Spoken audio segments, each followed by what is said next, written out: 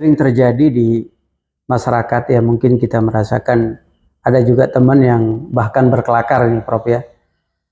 Kan DPR itu wakilnya kita, seharusnya kita dong yang bosnya gitu sebagai rakyat gitu kan. Tapi yang terjadi sekarang kebalik Pak. Nah itu Bung Hanan, jadi itu betul ya. Iya. Pak.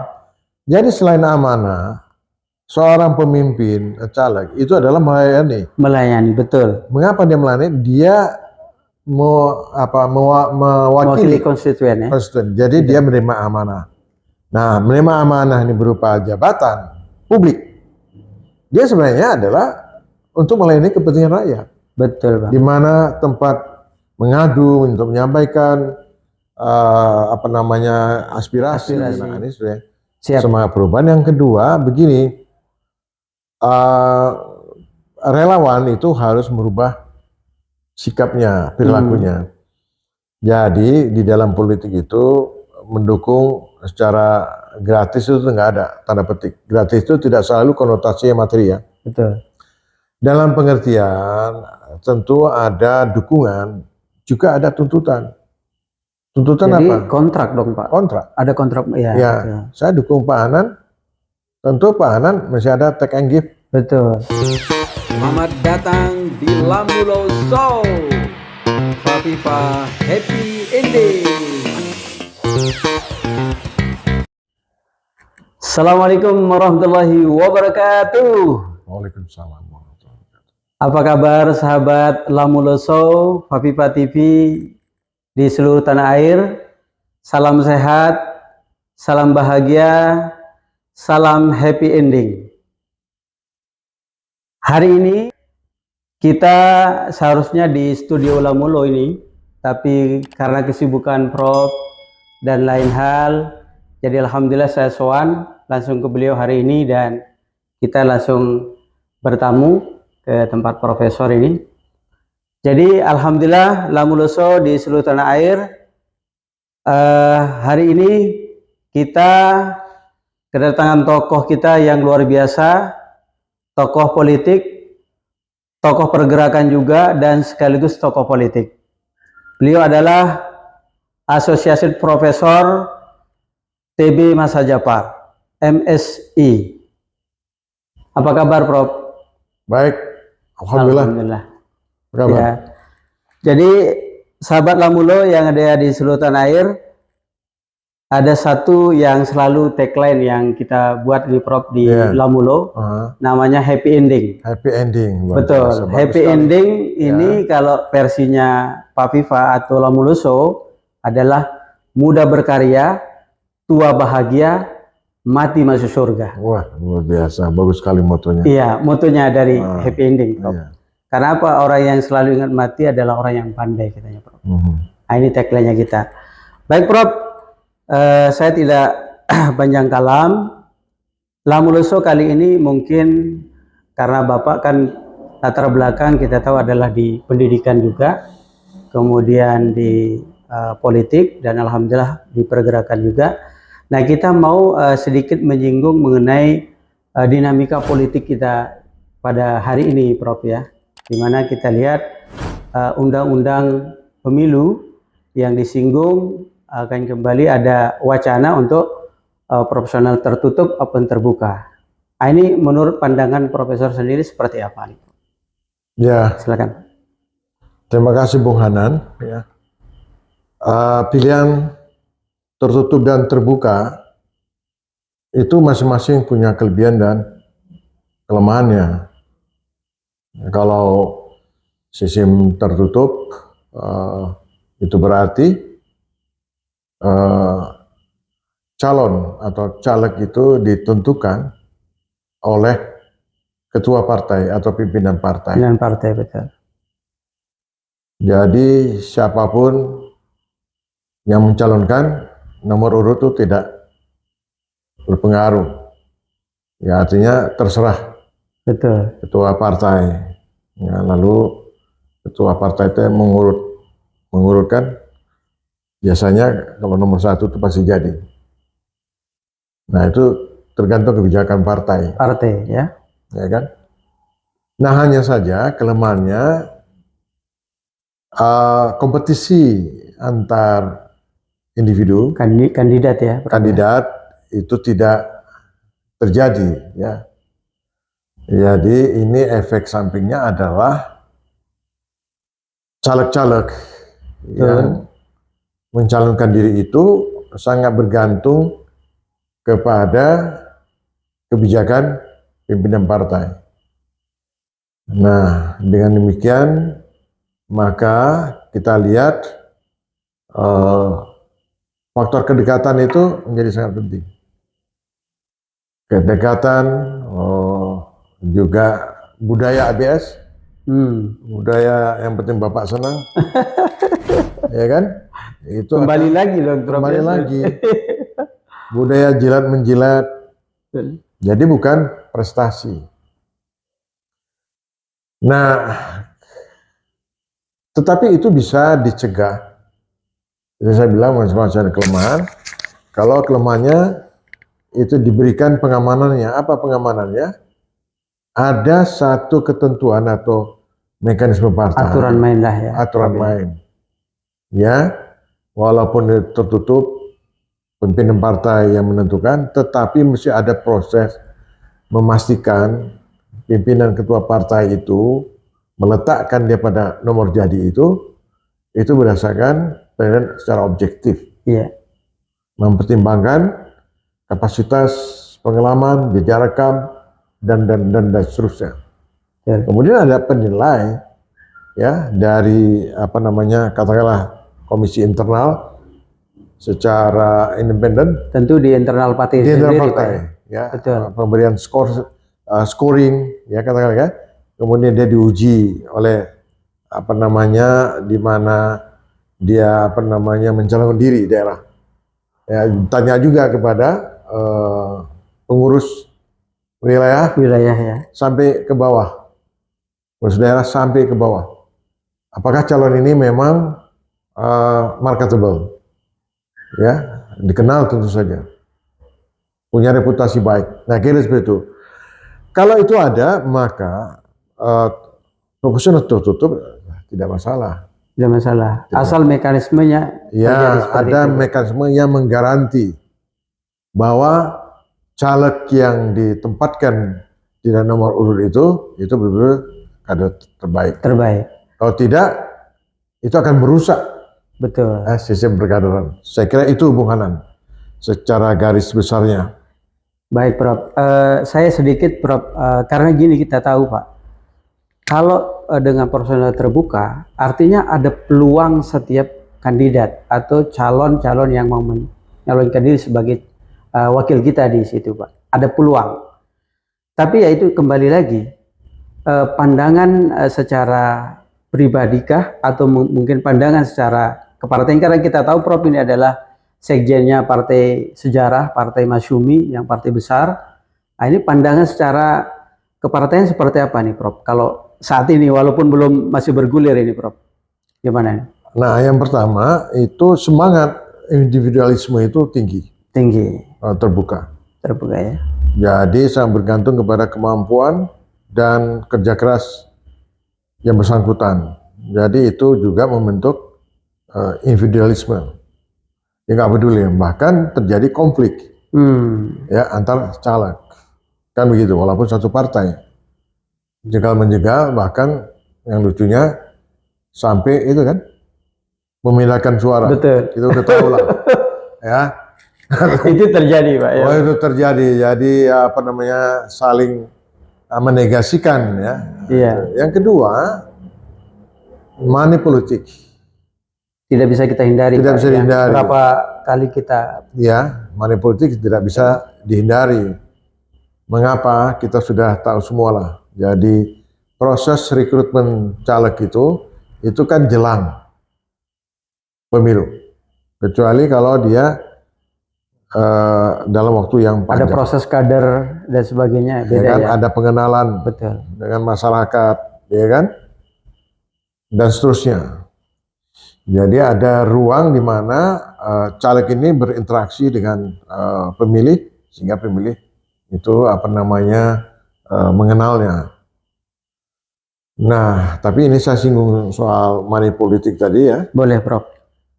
Ya itu mau proporsional terbuka mau proporsional tertutup ya nggak ada pengaruhnya. Tapi ya kalau ini langsung transaksi ada individu dengan pemilih, ya. Kemudian, maksud saya caleg dengan pemilih, bisa juga ya caleg dengan bohir, ya dengan pemilik modal. Nah, kalau di sini langsung pada calegnya, nah kalau sistem tertutup, cuman digeser aja. Geser aja tempatnya. Nah, jadi Bung Hanan saya nggak begitu tertarik membicarakan mana yang lebih terbaik. Ya. Gitu ya. Nah, tergantung bagaimana partai itu menjalankan sistemnya. Karena dua-duanya baik, tapi juga ada dua-duanya lemah. Nah, persoalannya gini, Bung Hanan. Di balik celah-celah aturan main, apapun aturannya, itu selalu ada celah. Nah, ketika celah ini terbuka, baik pada sistem terbuka, ya kedua sistem ini, apa yang kita lihat? Sejauh mana setiap caleg itu dia memiliki sikap fairness. Fairness, betul. Ya, nah, itu bisa terjadi kalau moral itu masuk ke dalam kompetisi, masuk ke dalam politik. Betul. Tapi kalau hari ini kita bicara moral politik kan barang mahal. Ya, yang penting apa yang menjadi tujuannya tercapai. Persoalan cara bagaimana itu nggak penting. Nah itu yang kita lihat sekarang. Degradasi moral ya. Degradasi moral ya. Jadi itu kalau saya lebih concern itu. Jadi aturan boleh canggih, tapi ada celah. Ketika ada celah, dia bisa nggak? Artinya baik partai, pimpinan partai maupun caleg itu tidak melakukan kecurangan. Di internal sendiri. Di internal sendiri ya. Kalau di internal curang, apalagi ya kalau dia sudah menjabat jabatan, peluang, saya kira itu akan terus menjadi motif tindakan atau perilaku si caleg itu. Baik, Prof. Jadi apa yang saya bukan pesimis ya, Prof ya. Tentu penuh optimis melihat moral setiap pejabat kita tentu ke depan. Jadi mungkin ada, kalau saya bicara sekarang secara pilihan politik ya, Prof adalah orang yang menjadi sekjen di partai politik, Partai Masyumi. Saya lihat Partai Masyumi kan berideologi dengan Islam, berideologi Islam, Prof ya. Nah, saya mau lihat nilai-nilai apa yang harus kita tanamkan di politik, secara perpolitik, secara Islam, Prof. Kalau boleh saya tahu garis besarnya mungkin boleh ke pemirsa Lamulo Show. Ya, jadi yang pertama konsep kekuasaan itu kita terjemahkan. Kekuasaan itu bukanlah satu tujuan, tapi kekuasaan itu alat yang pertama, alat untuk mencapai tujuan dan alat untuk membuat kebajikan. Betul. Ya, dalam sebuah kebijakan. Ya. Kemudian yang lainnya apa? Kekuasaan itu adalah amanah. Jadi setiap kader itu bisa ditanamkan bahwa kekuasaan itu adalah bukan tujuan, bahwa kekuasaan itu adalah bukan sarana untuk meraih kepentingan pribadi. Betul. Atau memperkaya diri. Nah, jadi filosofinya sudah berbeda. Jadi orang menjadi caleg itu adalah amanah. Setiap amanah itu harus dipertanggungjawabkan. Itu kan normatif. Betul. Belum tentu juga jalan. Iya kan? Betul, betul. Nah, kan udah banyak contoh. Nah, jadi apa? Jadi sekali lagi yang harus siapkan, di samping nilai-nilai moral, ya, nilai normatif itu, ada satu mekanisme sistem internal, sama juga ini, ya, yang dibangun atau diterapkan di Masyumi ya? Iya, dibangun. Siap. Ya. Jadi kalau bagaimana supaya kader-kader itu tetap on the track, tetap memiliki landasan moral, moral, itu adalah adanya suatu mekanisme. Apa mekanisme yang pertama? Yang pertama tentu saya setiap caleg misalnya itu sudah dipastikan ini caleg rekodnya bersih. Jelas, betul, bersih ya. Ya kan? Kemudian ada penilaian terhadap di mana dia pernah. Kalau dia pengalaman organisasi X misalnya, betul. Nah itu mesti dicek. Bagaimana dulu waktu aktif, atau kalau dia menjabat pada suatu jabatan, dilihat track recordnya. Jadi ada konfirmasi. Nah, kemudian yang lain apa? Yang lain adalah kekayaan. Ya, pribadi itu harus diaudit, bukan hanya KPK, tapi partai juga punya sistem audit. Audit ya. Ya, dia diaudit, bukan hanya KPK, tapi juga ada audit internal. Nah, itu yang saya maksud. Kalau sistem itu ada, ya, itu terbangun, maka moral politik itu akan bisa terjaga. Tapi moral bicara yang hebat-hebat itu, kalau tidak ada sistem yang mengamankan berfungsinya nilai itu menjadi landasan perilaku, ya tidak jalan juga. Jadi antara nilai-nilai ya yang kemudian membentuk kultur politiknya itu juga diperkuat oleh sifat kelembagaannya. Nah, ini kuncinya gitu. Kuncinya. Jadi controlling terhadap si kandidat atau peserta itu tadi ya. Nah, pasti kan kalau niatnya memang tidak benar, nggak mau dia. Betul. Biasa kan kalau ke dunia politik itu apa? Selain dapat kekuasaan jabatan, ya uang. Betul. Ya kan? Nah, kalau motifnya nggak lurus itu ketahuan. Nah, nggak bakal ya. Nah, kalau mau calon masuknya ribet, terlalu idealis itu ya. Nah, itu tapi karena kan filosofinya berbeda. Ini amanah, bukan betul. Sarana untuk mencari keuntungan. Oleh karena itu kan ini amanah. Ini juga sebagai suatu bentuk pengabdian, sebagai bentuk amal soleh. Iya. Ya, ini orientasinya harus seperti itu. Jadi dunia politik itu sebenarnya adalah dunia pengabdian, bukan dunia, sebaliknya ya, Prof. Sebaliknya mencari profit pribadi. Kalau itu bukan situ tempatnya, itu tempatnya di bisnis. Bisnis, usaha. Ya. Nah, jadi kalau orang terjun ke politik itu dipastikan untuk kebutuhan dirinya, tentu saja dalam ukuran minimal ya, itu bisa sudah bebas ya dari himpitan-himpitan ekonomi gitu. Tapi bukan juga harus kaya, tidak.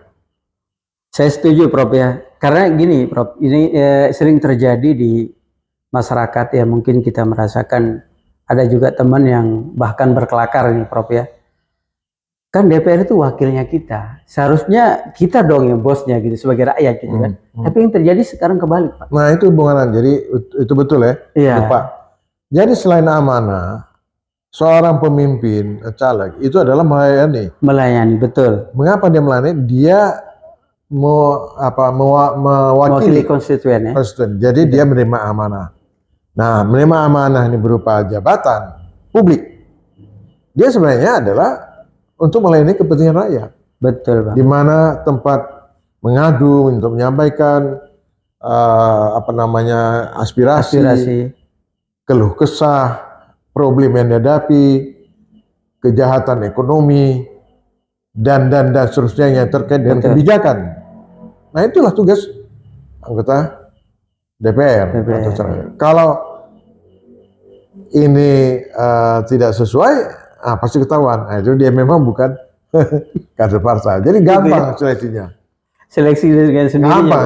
Jadi seleksinya itu sudah terjadi sebelum proses itu. Awal itu sudah seleksi. Oke.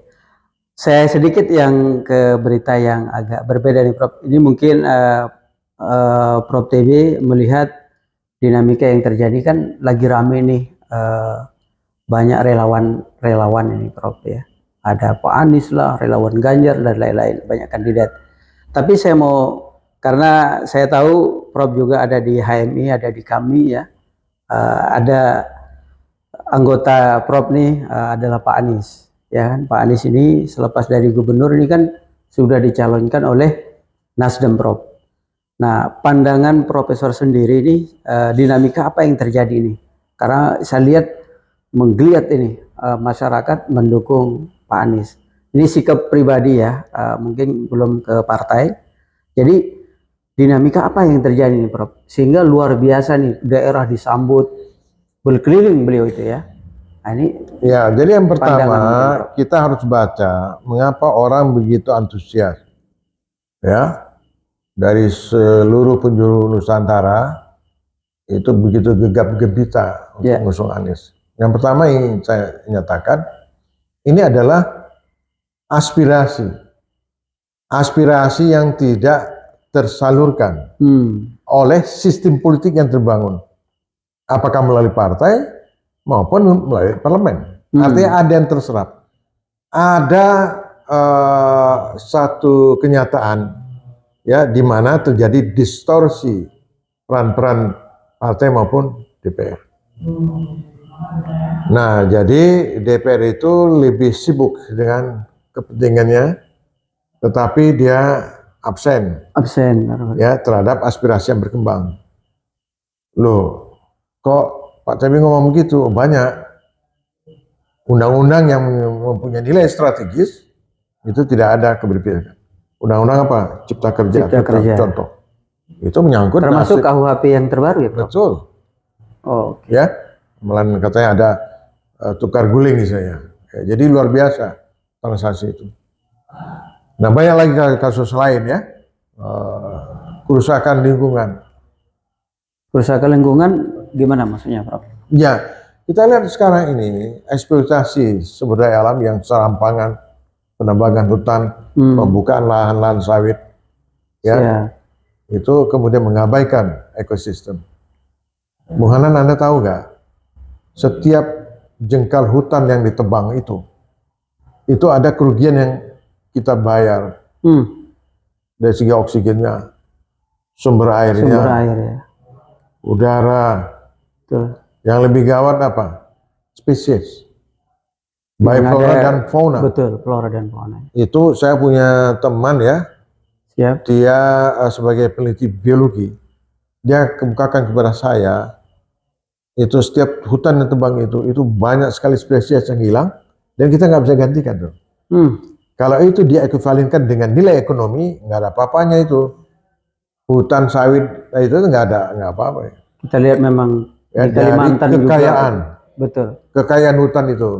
Hanya saja ilmu pengetahuan kita kan belum ya meneliti kemudian mengembangkan sebagai sumber pengembang ekonomi. Kira-kira seperti itu. Nah, itu sebenarnya apa? Iklim. Nah, jadi kalau itu dihitung ya secara sosial, secara ekonomik ya, lahan yang entah untuk sawit itu saya kira nggak seberapa ketimbang rusaknya ekosistem dan lain-lain. Sebenarnya ya. Nah, jadi itu yang saya maksud. Ya, Prof. Oke, Prof. Sebagai closing statement mungkin, Prof ya. Lamuluso tentu dengan alhamdulillah yang sudah banyak sekali mengikuti kita.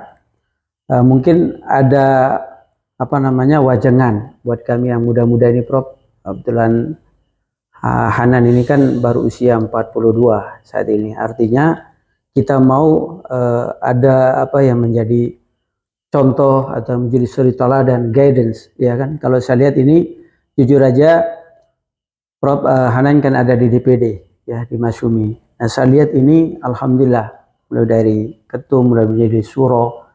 Saya lihat ini mungkin ada pandangan-pandangan yang harus diberikan kepada kami yang masih muda, Prof. Ya, ini sedikit ada yang belum saya sampaikan, fenomena Anies ya. Semangat perubahan. Yang kedua, begini,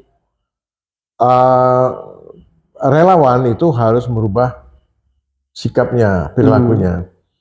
Jadi di dalam politik itu mendukung secara gratis itu nggak ada, tanda petik. Gratis itu tidak selalu konotasinya materi ya. Betul.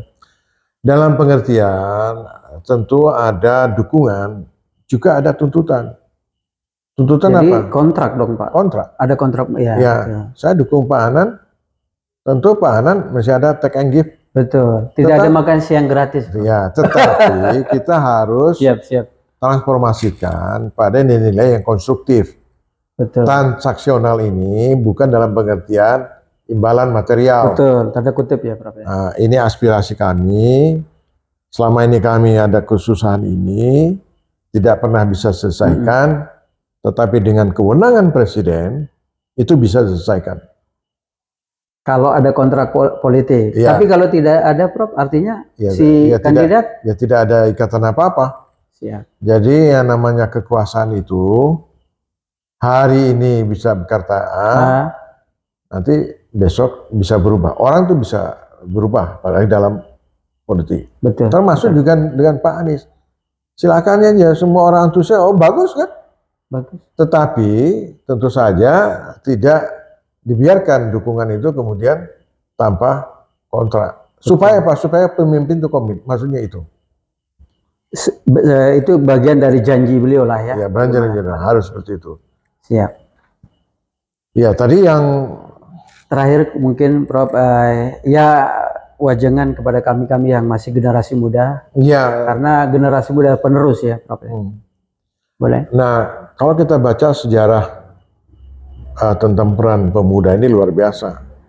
Dalam sejarah semua peradaban umat manusia di bumi, dimanapun, bangsa manapun, yang membuat perubahan itu adalah orang muda. Anak muda ya. Apalagi kalau kita lihat di Indonesia, ya pergerakan nasional sebelum kemerdekaan itu orang muda, yang bentuk partai juga orang muda, umur-umur nggak sampai 30 tahun, 22 tahun, 30 tahun di situ, seperti Soekarno, ada Natsir, ada Syahrir. Ya, itu orang-orang muda ketika mereka menjadi tokoh-tokoh partai ya. Begitu juga ketika mereka menjadi menjadi pemimpin ya, dalam usia muda mereka menteri ya. Bung Karno presiden itu berapa, Pak Nasir jadi menteri sangat muda. Sangat muda. Nah, oleh karena itu saya ingin menyampaikan, memberikan semangat, mumpung masih muda. Siap. Karena kesempatan muda itu tidak akan terulang. Ya, dia akan ditelan waktu. Betul. Nah, oleh karena itu berikan yang terbaik dan lakukan yang terbaik, dan kemudian maksimalkan potensi yang Anda miliki. Yang kemudian yang keempat apa? Dia mesti konsisten. Kalau dilakukan secara konsisten, ya, semangat, produktivitasnya, inovasinya, dia konsisten, insya Allah berhasil. Dia akan menjadi seorang pionir, seorang tokoh yang membawa perubahan. Itu kuncinya.